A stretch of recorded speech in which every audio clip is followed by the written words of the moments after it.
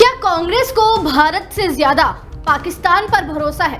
क्या चिदंबरम को सेना से ज्यादा आतंकवादियों पर भरोसा है? या शायद कांग्रेस के ही डीएनए में कुछ गंभीर खामियां हैं जो हमेशा भारत पर शक जताती है? कांग्रेस से ये सवाल बीजेपी ने पूछे हैं।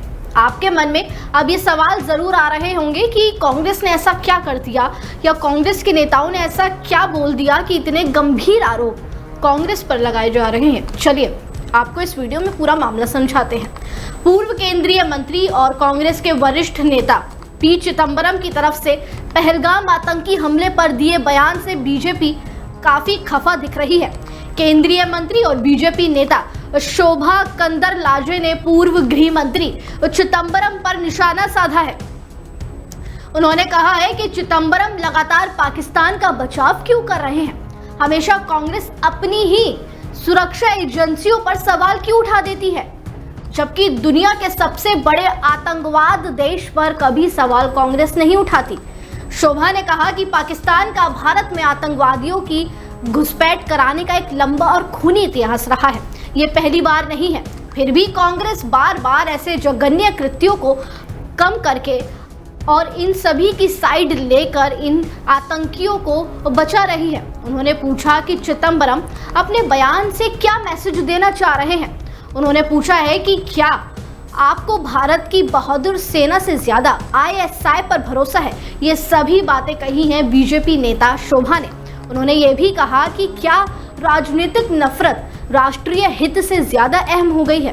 केंद्रीय मंत्री शोभा ने कहा कि ऐसा लगता है कि कांग्रेस के डीएनए में ही कुछ गंभीर खामियां हैं जो हमेशा भारत पर शक जताती है और हमारे लोगों पर हमला करने वालों के प्रति हमेशा नरम रुख अपनाती है।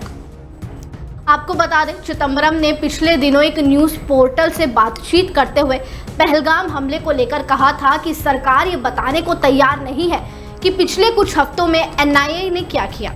क्या उन्होंने आतंकियों की पहचान कर ली है? वो कहां से आए थे? क्या पता वो देश के अंदर ही तैयार किए गए हों, होम ग्रोन आतंकी हो। आपने क्यों ये मान लिया कि वो पाकिस्तान से आए थे? इसका कोई सबूत नहीं है।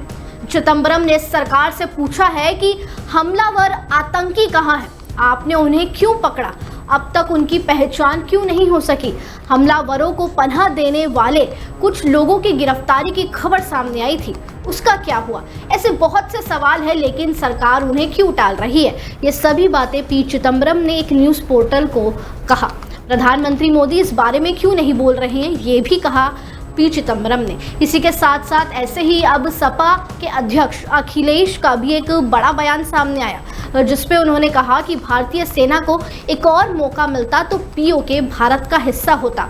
देखा जाए तो अब यहाँ सवाल ये उठ रहा है कि कांग्रेस के वरिष्ठ नेता और पूर्व गृह मंत्री रहे पी चिदंबरम क्यों पहलगाम आतंकी मामले में पाकिस्तान को एक क्लीन चिट देना चाह रही है? क्यों हर बार की तरह इस बार भी सरकार और साथ ही साथ सेना पर सवाल खड़े किए जा रहे हैं?